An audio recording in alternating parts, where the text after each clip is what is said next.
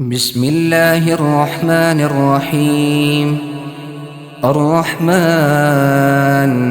علم القرآن، خلق الإنسان علمه البيان.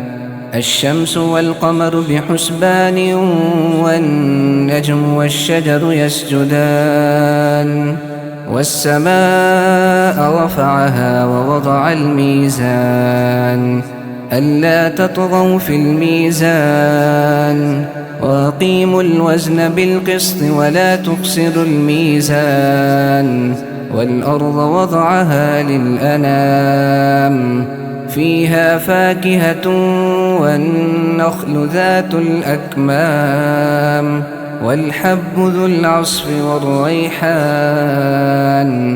فبأي آلاء ربكما تكذبان؟ خلق الإنسان من صلصال كالفخار، وخلق الجان من مارج من نار. فبأي آلاء ربكما تكذبان؟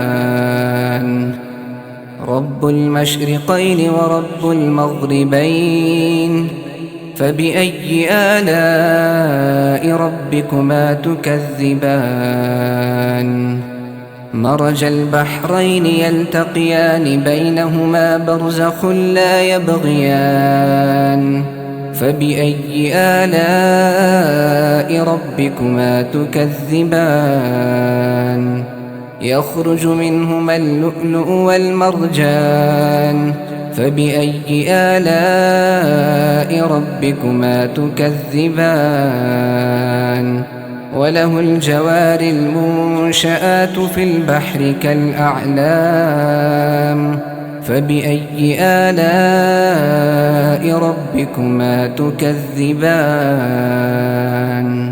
كل من عليها فان، ويبقى وجه ربك ذو الجلال والإكرام. فبأي آلاء ربكما تكذبان؟ يسأله من في السماوات والأرض، كل يوم هو في شأن. فبأي آلاء ربكما تكذبان؟ سنفرغ لكم أيها الثقلان. فبأي آلاء ربكما تكذبان؟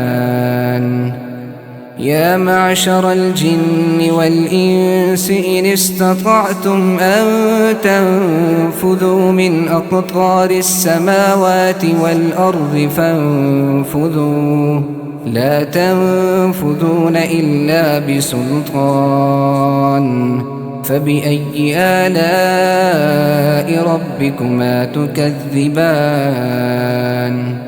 يرسل عليكما شواظ من نار ونحاس فلا تنتصران. فبأي آلاء ربكما تكذبان؟ فإذا انشقت السماء فكانت وردة كالدهان. فبأي آلاء ربكما تكذبان؟ فيومئذ لا يسأل عن ذنبه إنس ولا جان. فبأي آلاء ربكما تكذبان؟ يعرف المجرمون بسيماهم فيؤخذ بالنواصي والأقدام. فبأي آلاء ربكما تكذبان؟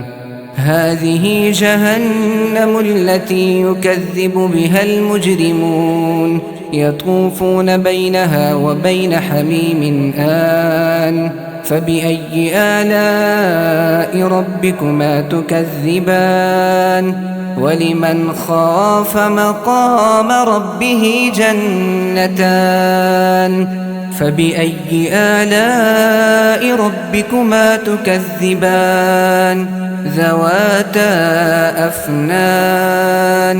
فبأي آلاء ربكما تكذبان فيهما عينان تجريان فبأي آلاء ربكما تكذبان فيهما من كل فاكهة زوجان فبأي آلاء ربكما تكذبان متكئين على فرش بطائنها من استبرق وجنى الجنتين دان فبأي آلاء ربكما تكذبان فيهن قاصرات الطرف لم يطمثهن إنس قبلهم ولا جان